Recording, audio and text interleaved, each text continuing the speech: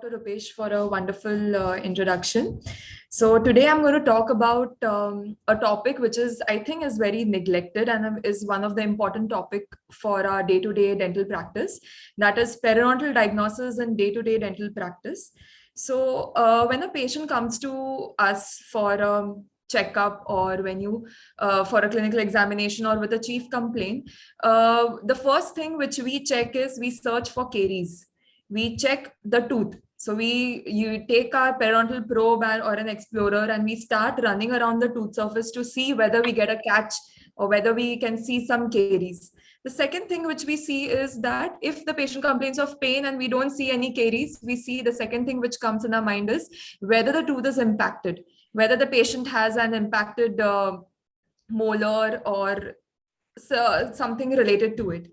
We never broaden our horizon to the other surrounding structures or the other tissues which surrounds our tooth, which is very important. So I just would like to explain you this diagram which shows us that apart from what we see clinically, there is a greater thing happening subgingivally, the tissues which are surrounding the tooth, the tissues which are helping the tooth to stay in that position, those tissues can also be affected.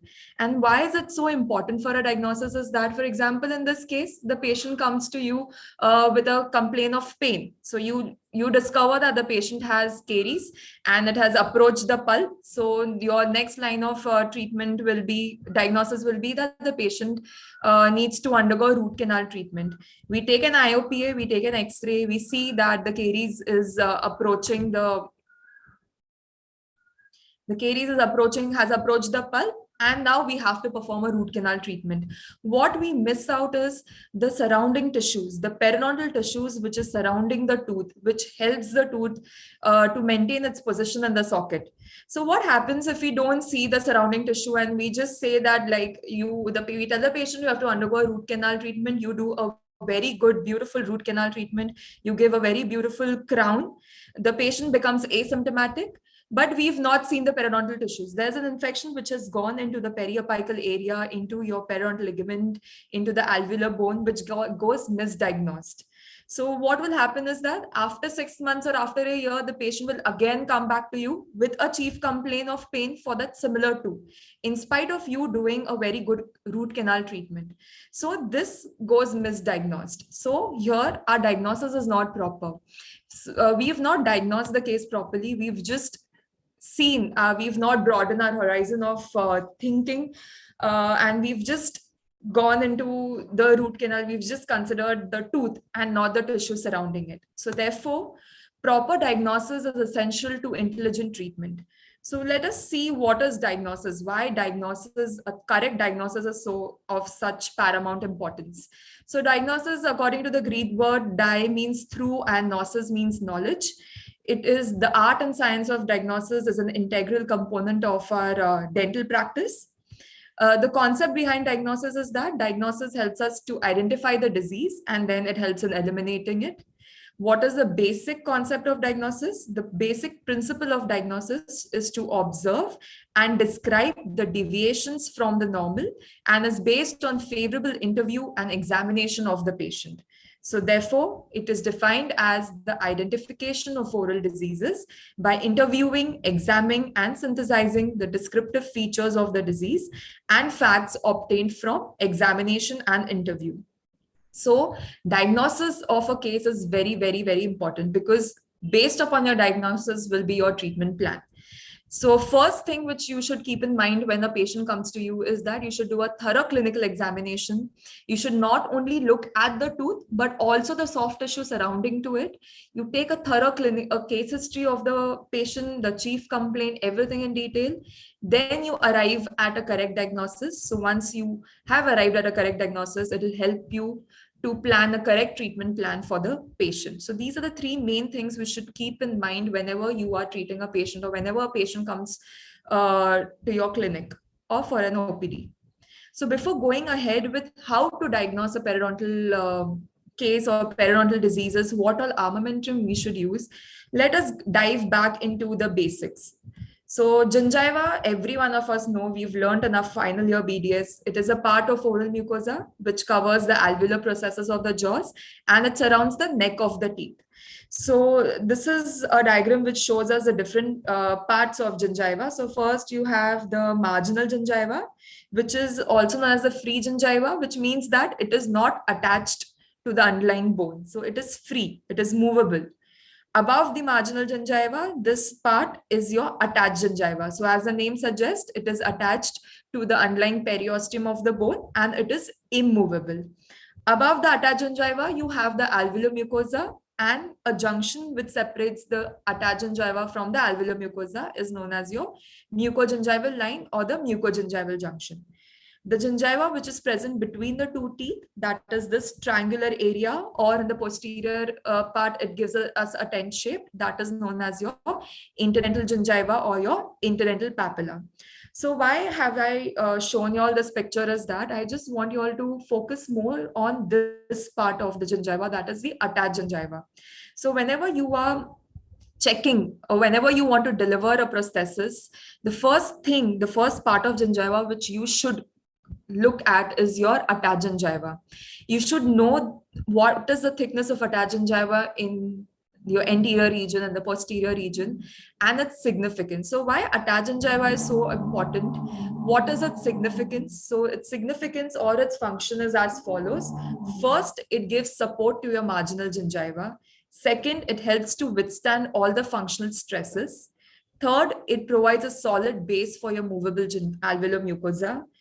Fourth, it helps to prevent the soft tissue recession and attachment loss. So this is a very, very important point. So what happens is that if your attached gingiva is inadequate, the patient will start developing various periodontal problems.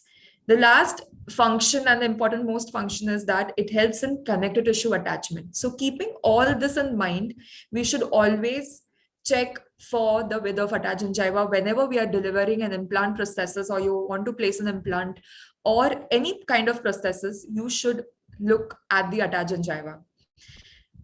So just for our knowledge, in the maxilla and the incisor region, the width of attached gingiva is around 3.5 to 4.5 mm.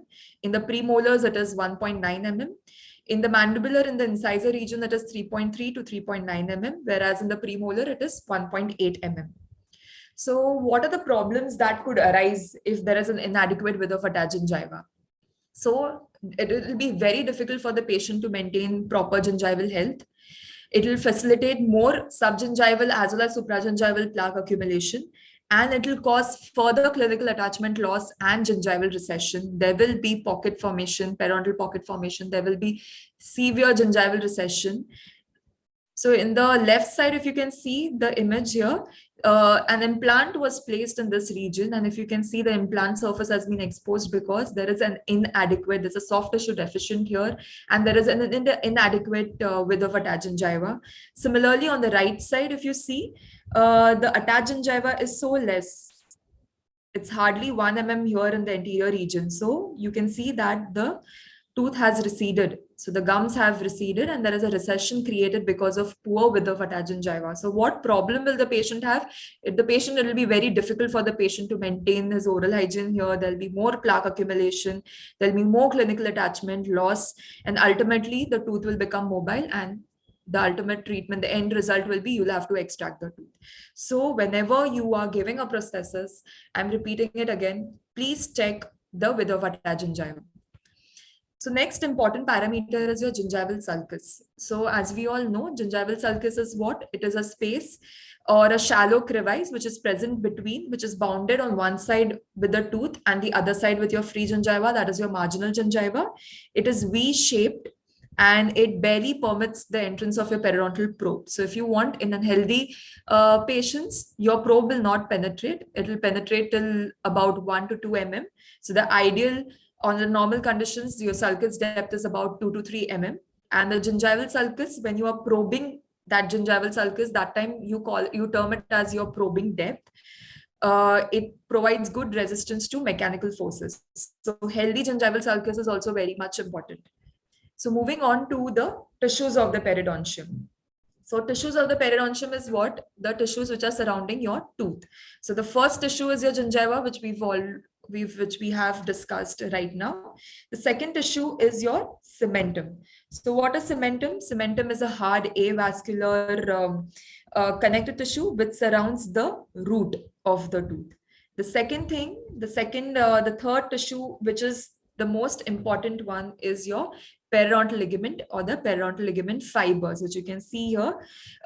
It's a specialized connective tissue which connects your root to the tooth, to the bone, and it has various major functions. It plays a very important role in maintaining the position of the tooth, withstanding the forces of the tooth, and maintaining the tooth in its normal socket position. So let us look at the functions of periodontal ligament in brief. So the first important function is support. So what is support? PDL supports the tooth in their socket, so it prevents loosening of the teeth. Next is the masticatory load. So PDL permits the teeth to withstand the considerable amount of forces of mastication. So whatever forces of mastications are produced, it gets dissipated, or the PDL fibers help them in withstanding it. The third important function is the sensory function. So PDL is supplied by abundant receptors and nerves, which senses the movement when the teeth are in function. So it helps in proper positioning of the jaws during their normal function. The next important function is the nutritive function. So PDL houses various blood vessels which provide essential nutrients for the ligament's vitality, and it also provides nutrition to the hard tissue surrounding it, that is to the cementum and to the alveolar bone. So considering all these functions in mind, so PDL is one of an important tissues which needs to be considered while you diagnose it. The next tissue is your alveolar bone. So alveolar bone is the part where your tooth is housed. So it is a place where your tooth is positioned.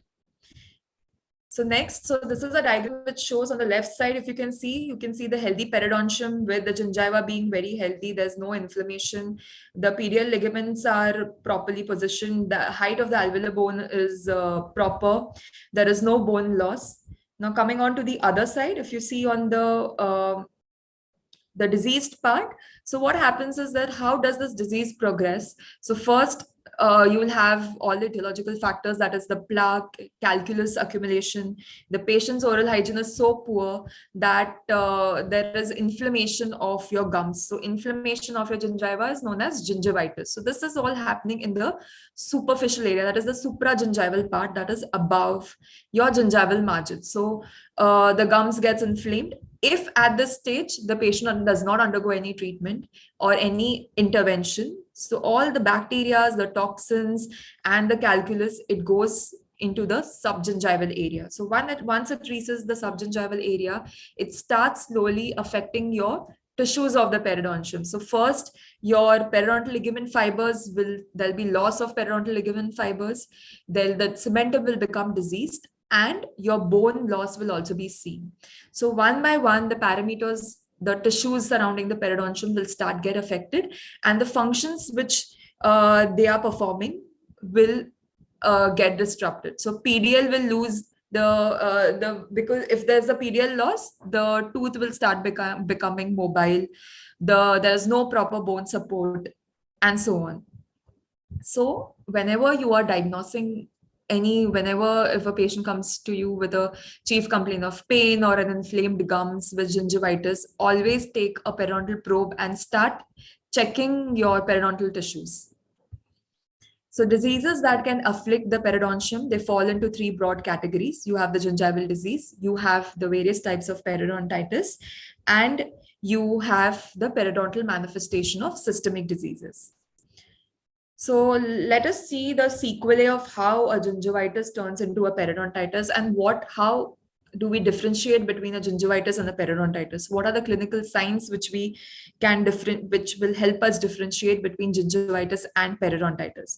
So in this diagram, you see that the gums are healthy, the tooth is healthy, the periodontal tissues are healthy, the gingiva is healthy. Once there is plaque accumulation, the maintenance is poor, the oral hygiene maintenance is poor, there will be inflammation, there will be deposition of plaque calculus, and there'll be increase in the bacterial burden, and it will cause inflammation. So this stage is known as, this is the early stage of periodontitis, which is known as your gingivitis. So as in the name suggests, it is inflammation of the gums.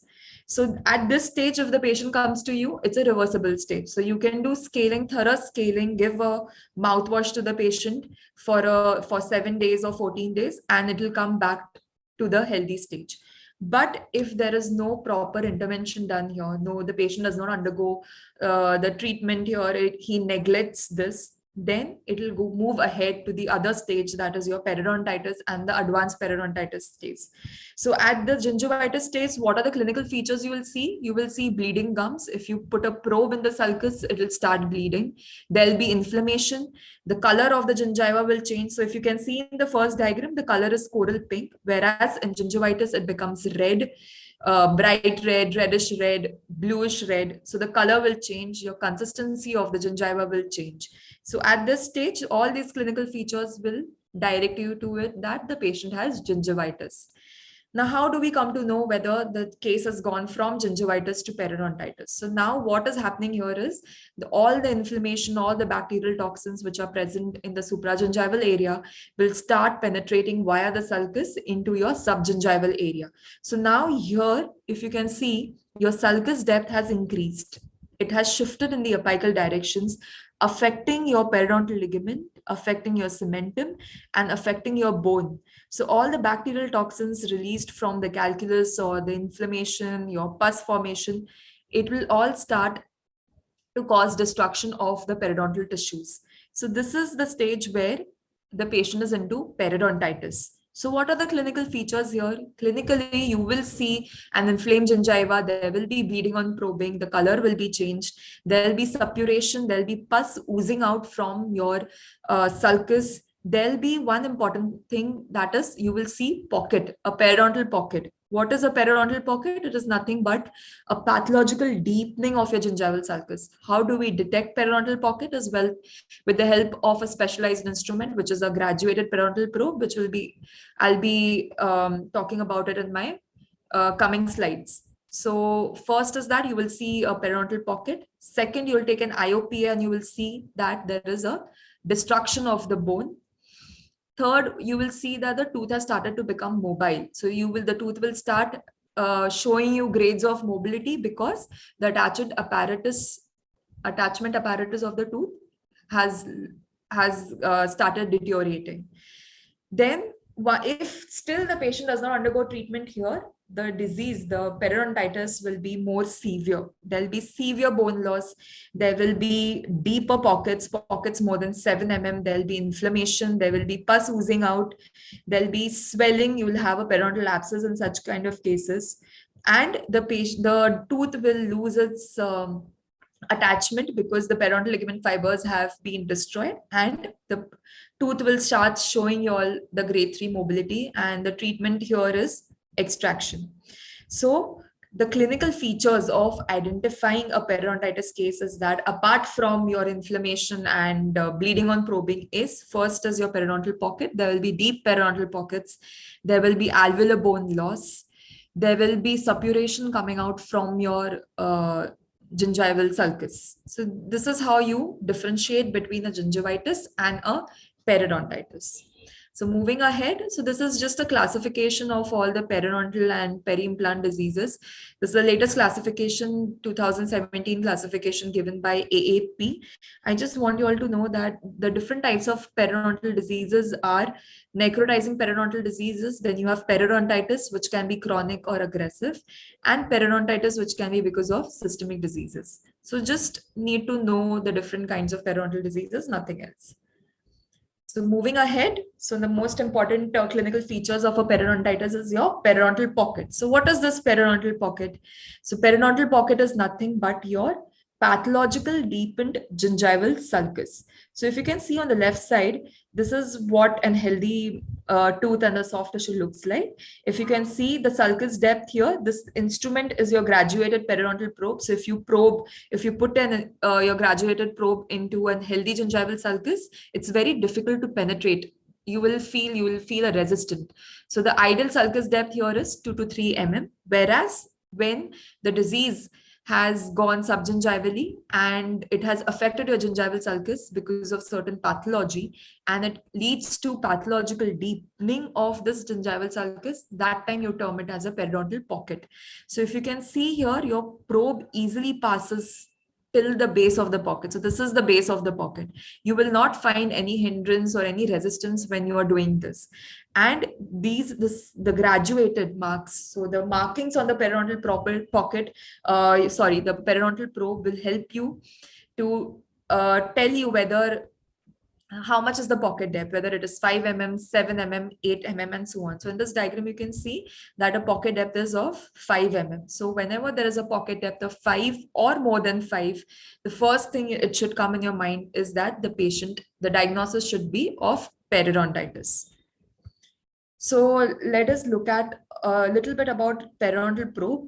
So what you should actually have in your armamentarium is that diagnostic set of instruments you should have one graduated periodontal probe. So either you can have a Williams graduated periodontal probe or an UNC 15 probe. And also this is not necessary, but if you have a neighbor's probe is really good. So how does a Williams graduated probe look like? So this is how a Williams graduated probe look like. You can see there are certain markings on the probe. It's a 10 mm probe with 10 mm markings. And if you can see, there is a spacing between two markings. So here the 4 mm and 6 mm is missing. So the marking is at every 1 mm. So if you can see in this diagram, the marking is at 1, 2, 3. Then you have a space. That means the fourth marking is absent. Then you have the fifth marking. Again, you have a space, that is the sixth one is missing. Then 7, 8, 9, 10. So these markings will help you detect the depth of your periodontal pocket. The next periodontal probe which you can have is your UNC 15 probe. So it is a 15 mm marking. The marking is at every 1 mm and it's a color coded marking. The color coded is at every 5, 10, and 15. So this color code helps you to easily identify at what depth your probe has gone into. The next important periodontal probe is your neighbor's probe. So this probe is a curved probe which is used for detection in the furcation area. So the posterior region with the tooth which has furcation. So subgingivally, when the infection goes, the furcation area can also be affected, and you can have probing depth in that area, pocket probing depth in that area as well. So how do you identify whether the patient has furcation involvement is with the help of this instrument, which is known as the neighbor's probe. In your diagnostic set of armamentarium, if you don't have neighbor's probe is also fine, but you should have either a Williams graduated probe or an UNC 15 probe. So how do we do probing? So what I have noticed is whenever a clinician calls me for consultations, they tell me that this area have pocket, so you come and check it. So when I actually go and check it, there is no pocket present. So the problem here is that a lot of clinicians, practitioners, they don't know how to check for a pocket. So in this presentation, you will come to know what is the right method of checking or detecting a periodontal pocket. So the probe should be inserted parallel to the vertical axis of the tooth, and it should be walked circumferentially around each surface of the tooth to detect the deepest area of penetration. So you will understand it when you watch this video. So this is a UNC 15 periodontal probe which they have used. You start probing with the distal line angle of the tooth. You insert it. Your probe should be parallel to the long axis of the tooth. And your action should be of walking. So this is what they are doing, is walking circumferentially around the tooth.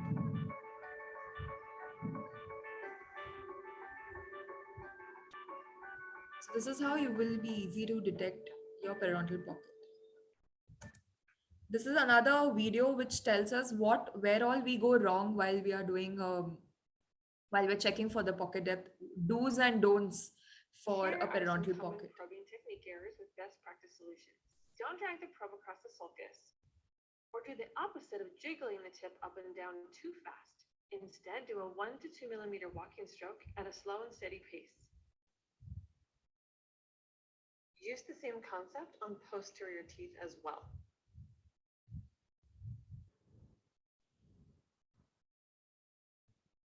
To stay adapted, don't let the probe come across the long axis of the tooth.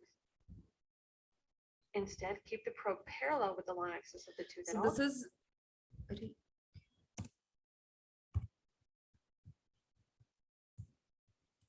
sorry for the interference.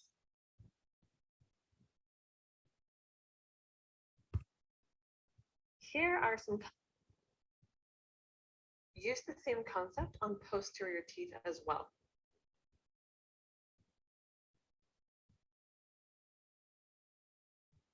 To stay adapted, don't let the probe come across the long axis of the tooth.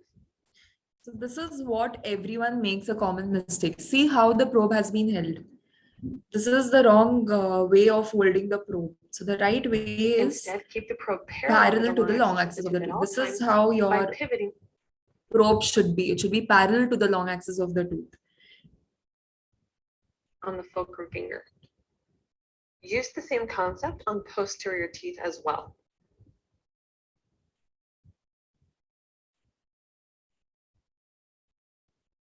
If you're too flat or flush with the tooth, you won't be able to access the sulcus. Instead, keep the tip flared out slightly to better access the sulcus. Use the same concept on posterior teeth as well.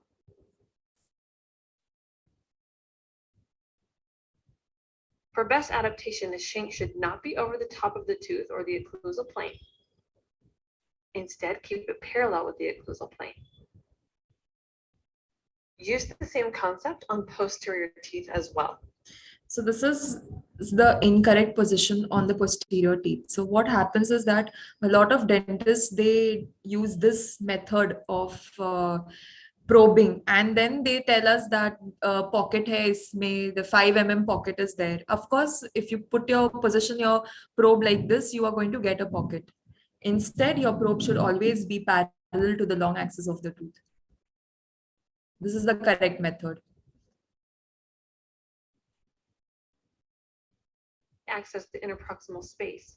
Don't stop at the line angle. Instead, walk the probe right up to the contact into the embrasure space. Then tilt halfway across the tooth into the caul. Use the same concept on posterior teeth as well.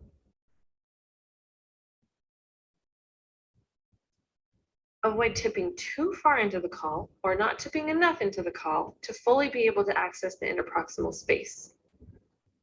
Also, when working on a tooth with no contact, you can just take the direct interproximal reading without having to tilt the probe. And the last one is reading the probe incorrectly. So be sure to check out our videos on how to determine the probe depth with different types of probes.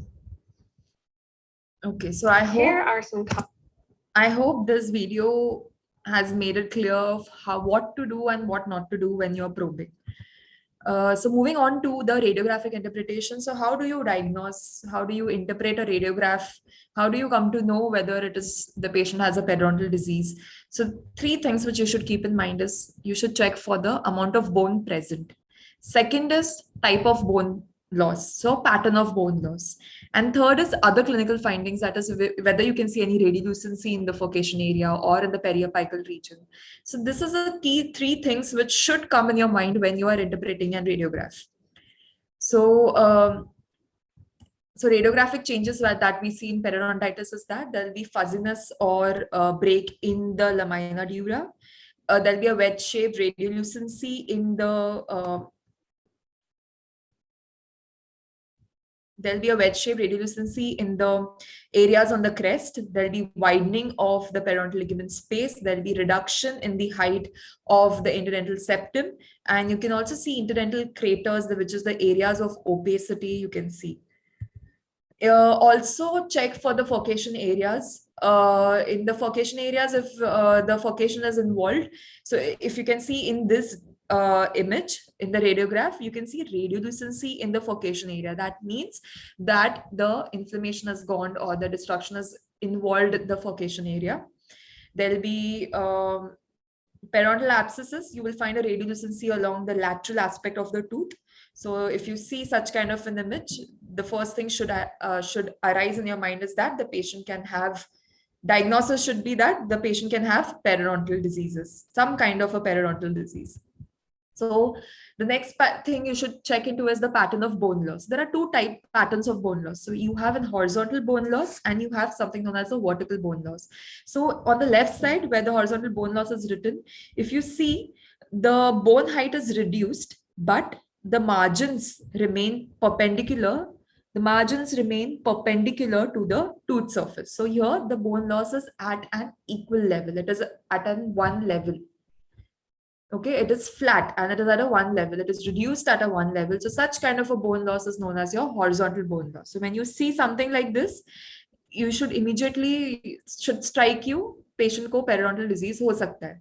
The next thing is, the next type of pattern of bone loss is your vertical bone loss. So if you can see here, the bone loss, it has a slope. It forms an angle or it is in a vertical direction. So what happens is the distal of 6 has a bone loss, but it has a horizontal type of bone loss because there is an amount present here. Whereas in the 7th mesial, the bone loss forms an angle with this tooth. So whenever a bone loss forms an angle with this tooth, it should strike you that this is a vertical type of bone loss, or it is also known as the angular type of bone loss. So both the types of bone loss is different. If you can see in this furcation area of this molar, there's a loss here. So the 2 which is written, this will give you a horizontal type of bone loss. Whereas the 1 which is written here, it gives you a vertical type of bone loss or a slanting type of a bone loss. So this is what you all should keep in mind whenever you all are doing an radiographic interpretation. So once first you see bone loss dikh raha hai sab jagah pe, the crest of the alveolar bone is lost.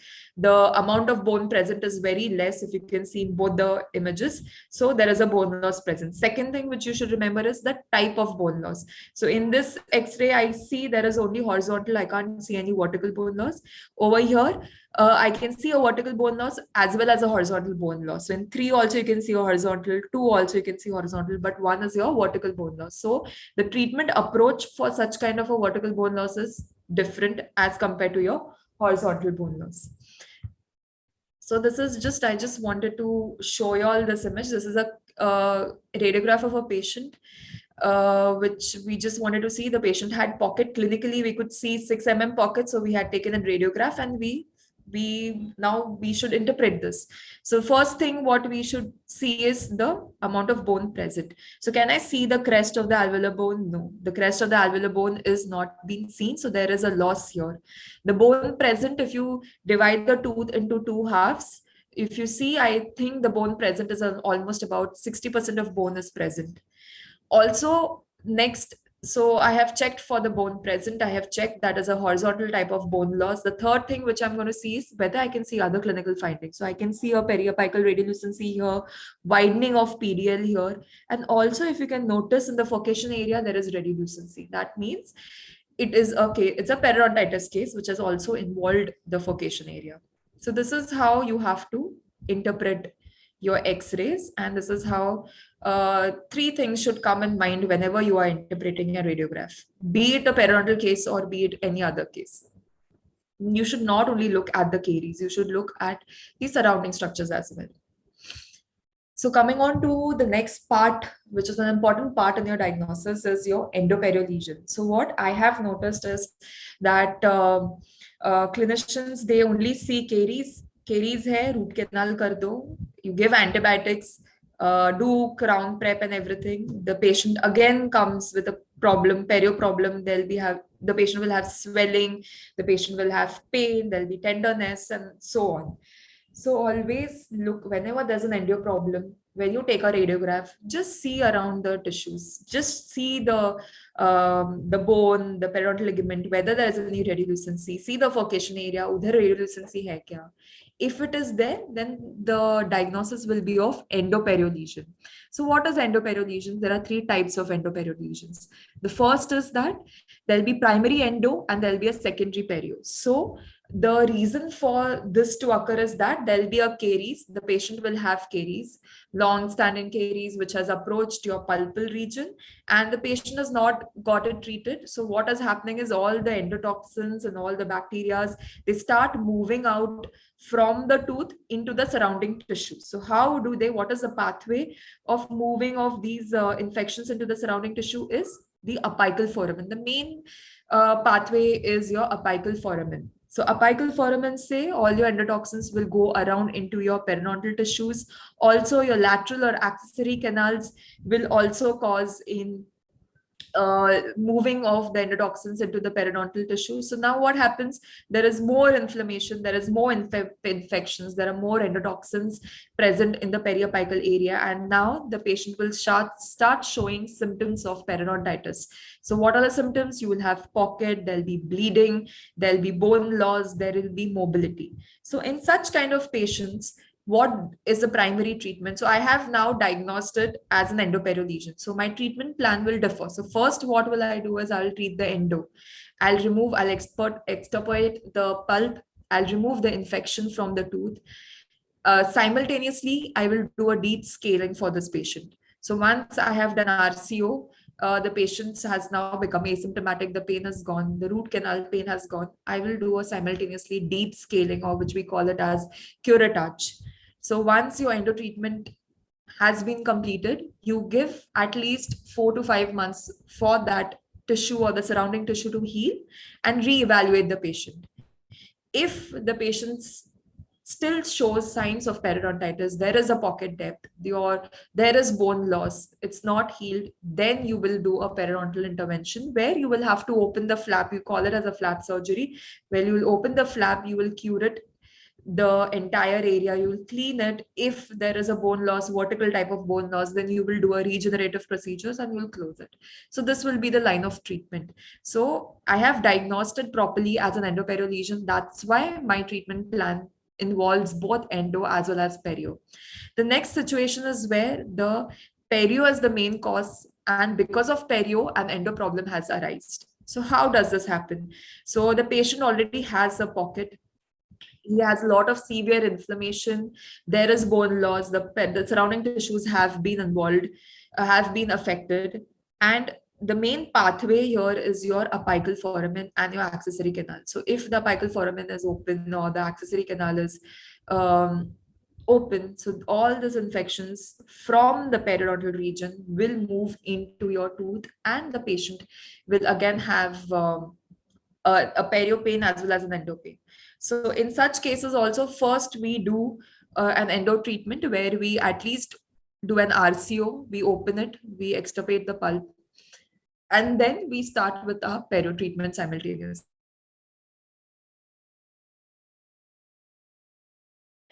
The endo has not affected the perio and the perio has not affected the endo, but both the lesions, they occur simultaneously. So the patient has a endo problem and the patient also has a perio problem. So they're not interconnected. They can get interconnected later on. So it's a true combined lesion. So the treatment plan here will also be the same. So in all the three cases, you first do an endo, you do an RCO, you remove the infection from the tooth, and then go ahead with your perio problem. So always keep in mind, whenever you have a root canal, whenever that tooth goes for a root canal, take an IOPA. Don't just restrict your thinking only to the tooth. Also see the surrounding tissue. See whether the periodontal ligament, there's widening of PDL, or whether there is bone loss, or if you can see radiolucency in the furcation area, and so on.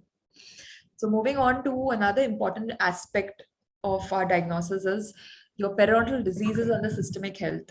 So if you see that normally you say that your oral health tells a lot about your systemic health. So periodontitis or inflammation of gums, inflammation of the periodontal tissues can aggravate your systemic health also. The reason for this is that it's very well explained in this flow chart, is that periodontitis or gingivitis is a bacterial type of a disease. So there'll be an increased load of bacteria. Also, it's an inflammatory disease. So there'll be a release of many inflammatory markers in your body. So because there is an inflammation, so all your C-reactive proteins or your acute phase reactive proteins and all your inflammatory markers will increase tenfold in the body. And because of this uncontrolled, when you don't treat it and when it is in a chronic stage, it can start affecting your major systems of your body. It can lead to atherosclerosis, it can aggravate your diabetes, it can also lead to rheumatoid arthritis and so on. So always try educating. I know it's very difficult for a periodontist or to convince a patient for a periodontal treatment, but if you explain him that your oral health can have an indirect or direct effect on your systemic health, then I think the patient will get convinced and agreed to go ahead with the treatment. Also, one important thing which I would like to tell you all is always ask for your medical history. So whenever a patient comes, ask him whether he has any systemic disease, whether he is undergoing any treatment or is under medications. And if the patient does not tell you, though your oral health will obviously can tell you. If I would like to give you an example, say a diabetes mellitus patient. So I have come across so many patients that the patient themselves, they don't know that they have diabetes. But when you do your gingival and periodontal examination, and when you send the patient for a blood investigation, the patient comes up with a borderline diabetes or an uncontrolled diabetes.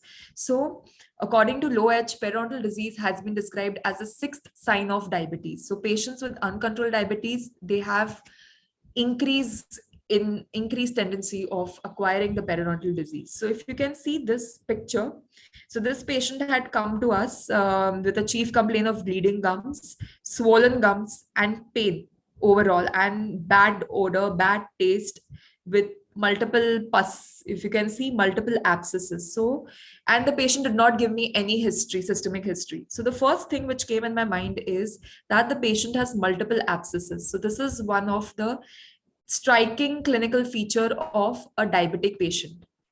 So this is what you should, if you see such kind of a condition, the first thing you should comes to your mind is that the patient has not given me any systemic history. So the patient might have something. So the first thing you should do before probing is that you should prescribe a blood investigation. You should tell him to do CBC. You should tell him to get your diabetic sugar test done, PPF, fasting and postprandial, or HbA1c. You can tell the patient to do it. And then plan your treatment accordingly. So whenever you see such kind of multiple abscesses with inflammation and so edematous gingiva, just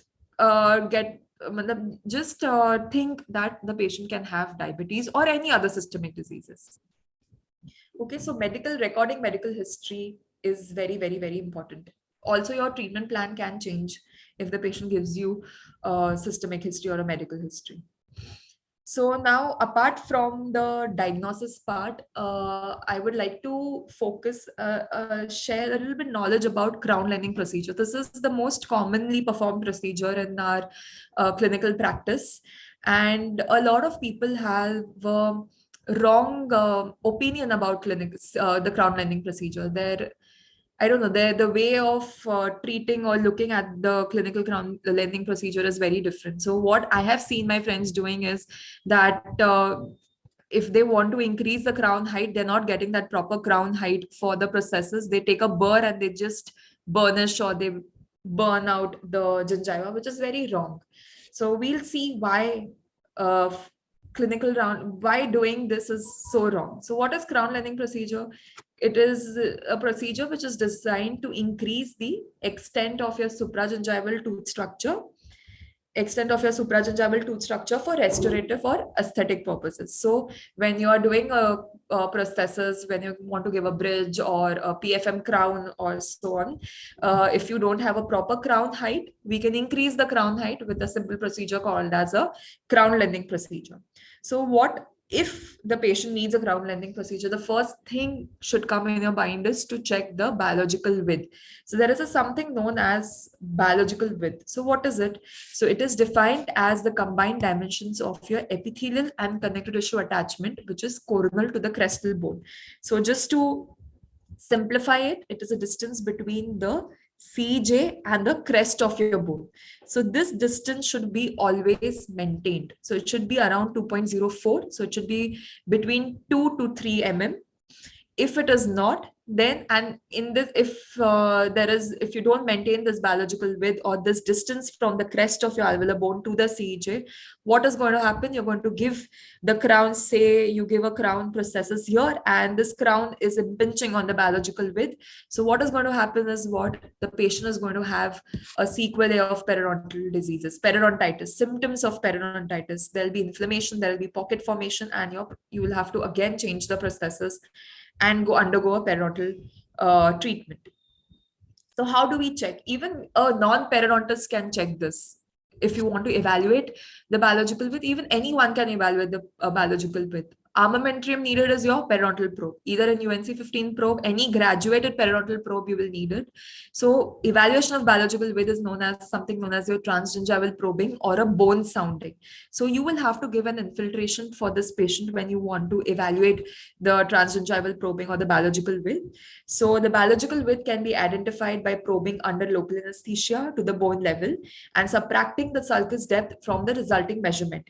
If this distance is less than 2 mm at one or more locations, a diagnosis of biological width can be confirmed. So what does this mean is that, so first what you're going to do is with your periodontal probe, you're going to measure your sulcus depth. So say your sulcus depth is 2 mm. The second thing measurement which you need is you're going to give an infill to the patient and you're going to probe it, and you want to go beyond your sulcus depth till you hit the bone. So once you've hit the bone, you will get a measurement. Say that measurement is of 6 mm. So that the transgingival probing or the measure from your gingival margin to your alveolar crest is 6 mm. Now, how are you going to calculate the biological width? You will subtract 6 mm from your sulcus depth, that is 4 mm. So 4 mm, Aya, that means what? Your biological width has been violated. So you have to undergo your osseous surgery. So you have to call a periodontist or anyone who is experienced, who has a skill to go do the crown lengthening procedure. So what do we do here is what we do: give an internal bevel incision, that is we cut 1 mm of the gingiva, we open the flap, and we again measure. Now once you open the flap, your CJ, your crest of the alveolar bone is visible, and then you start reducing the bone so that you are able to maintain that 2 mm or 3 mm distance or that biological width. I hope this is clear. So this is a diagrammatic representation which shows us what is the biological width. So this is the CJ of the tooth and this is the crest of the bone. So this is what the biological width is. So what happens if you violate the biological width? So there'll be gingival inflammation, there'll be loss of connective tissue attachment, there'll be unpredictable bone loss. Clinically, what do we see is you will see gingival bleeding, there'll be pocket formation, and there'll be gingival retraction. That is, you can see gingival recession also in such cases. So whenever you're giving a prosthesis and you want to increase the height of the tooth, always check for a biological width. And if you think it is getting violated, then ask for an expert consultation for the same. So coming to the end of my presentation, I just wanted to tell you how to diagnose this case. So this case had come to us with a chief complaint of bleeding gums, pain in the tooth, pain in the gums, then bad breath, oozing pus, and mobility. So what should be the first thing what should come to your mind is the chief complaint. So now you're going to ask the chief complaint of the patient. The patient's chief complaint should be in this. Been taught in our final year that the patient's chief complaint should be in the patient's own language. So the patient will tell you, "Ki I have been experiencing bleeding from the gums in so many years or months. There's also mobility. There is pus discharges. There's bad taste, bad breath, and so on." So once you know the chief complaint of the patient, the second thing you do is you take the systemic history of the patient. So till now, you have not touched the patient. So you've not probed till now. You've just checked clinically. You've just asked the chief complaint and you are now asking the systemic history. So now this patient did not give me any systemic history. The patient was not under any kind of medication. Okay, the second thing which now I start examining. So now the patient has already told me that she doesn't have any systemic history. So it's a green signal for me. That is, I'm going to start examining my gingiva now. So with the help of my periodontal probe, I am going to start probing and examining the gingiva. So now what you should think what you should keep in mind when you examine the gingiva first is the color. So now every one of us knows that the healthy gingiva ka color is coral pink. So can you see coral pink over here? No. You see that the color of the gingiva has changed. Now it's become bright red, bluish red. It shows various shades of red. That means there is an inflammation present. Second thing which you see look for is the consistency. So normally the healthy gingiva will show firm and resilient consistency. Whereas here you can see the consistency is edematous. It's swollen. The surface has become shiny. So this is all will tell you about consistency. The third thing which should you see is your surface texture. So surface texture when in a healthy patient, so surface texture will give you something known as stippling. What is stippling? How do you check for stippling? Is that you take your cotton, you dry the attached gingiva, and you will see pinpoint depression on it. So it will give you an orange peel like appearance. So that when you get an orange peel like appearance, that means stippling is present and the gingiva is healthy. But in this case, there was no stippling present because the tooth shows me a smooth and shiny surface. If you can see here, the gums, the gingiva shows me it's become shiny. That means it is disease. There is inflammation.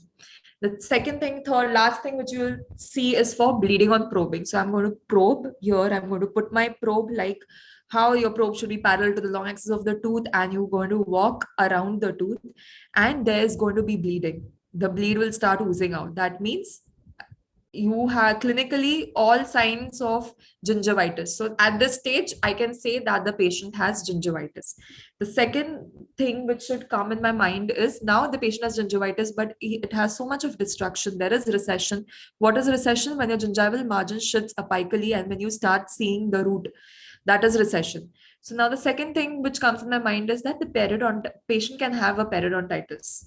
So patient can have some kind of a periodontal disease. So I start with the pocket depth. So I start probing and in the overall, I'll start probing. I'll check for probing depths in 4 regions. I'll check it in the buccal region. I'll check it in the palatal or the lingual, that is mid-palatal, mid-buccal, and in your interdental, nasal and distal. So there was 6 mm of probing depth, pocket probing depth, overall generalized. So one clinical features of my periodontal disease, it gets ticked. That is, the patient has a pocket depth. The second thing I'll check for is mobility. So now the patient has pocket depth. That means the periodontal ligament fibers, kidhar na kidhar, to it is going to be severed. So now I'm going to check for mobility. So patient had mobility in the lower anteriors. Okay, so second thing, again, one more box is ticked. That is, the patient has mobility. Third is, if you can see, there is recession. So recession hai, clinical attachment loss hai everywhere. Third box is also ticked. Then if you can see here in the lower anterior, there's a pus, there's an abscess here. The patient has now developed a periodontal abscess. So I am going to advise a patient for an FMRS, that is a full mouth radiographic survey, where I want to check the amount of bone present, whether there is any radiolucency seen. So over here, I don't have an X-ray to show you all for this case, but over here we could see a radiolucency in the lateral surface of the tooth, and which tells us it's a periodontal abscess. So all the signs or clinical signs, also the radiographic signs for a periodontal disease, diagnosis of a periodontal disease, all got checked. So we could arrive at a diagnosis of a periodontitis. So the patient has a generalized chronic periodontitis, and my treatment plan will now be based upon the periodontal disease. So what my treatment plan was that first I had sent the patient for a blood investigation. So all CBC, blood sugar, whatever you feel, whatever you are predicting, you should tell the patient to investigate. I did a radiographic investigation. So where on the radiograph, I could see generalized bone loss. There was radiolucency in the lower uh, anterior teeth. In the molar region, I did not see any radiolucency in the furcation area. Blood investigations came back. The patient was diagnosed with borderline diabetes. After that, I went ahead with the phase 1 therapy, where thorough scaling and root planing was done. So scaling and root planing here, what we mean is your hand scaling, not your ultrasonic scaling. So your hand scaling, subgingival deep scaling we did. We prescribed antibiotics for the patient as an adjunct. We prescribed mouthwash to the patient. And after 4 weeks of the phase 1 therapy, we again reevaluated the, I don't have the post-operative pictures, but we again reevaluated the patient, and we could see the change in the color of the gingiva. So from red, it changed to coral pink, almost healthy. Again, we checked for the probing depth and all the periodontal signs. The periodontal signs were still present. So we decided to go ahead with our phase 2, that is your surgical phase, where we did flap surgeries, full mouth flap surgery for this patient. And now she has now her condition of the gingiva is reversed back to the healthy state. So this is what I'm trying to tell you, that periodontal health and gingival health is of utmost importance. You should not only restrict yourself to the tooth, but also broaden your thinking to the surrounding tissues. So the takeaway message will be, proper diagnosis is essential to intelligent treatment. If your diagnosis is wrong, how much ever you are a skilled clinician, you do beautiful root canal treatments, you give very good prosthesis, it's all going to go in vain because your diagnosis is not proper. Second thing is, broaden your horizon of examination. Don't only stick to the tooth. Check the surrounding tissue, check your gums, check your periodontal tissues. Take a periodontal probe, start probing, and see whether the patient has any periodontal pocket. And periodontal probe is a must. You should have a periodontal probe, but at least one graduated periodontal probe you should have. Even if you don't have a neighbor's probe, is fine. But a graduated periodontal probe is a must in a diagnostic set. So this is all for today.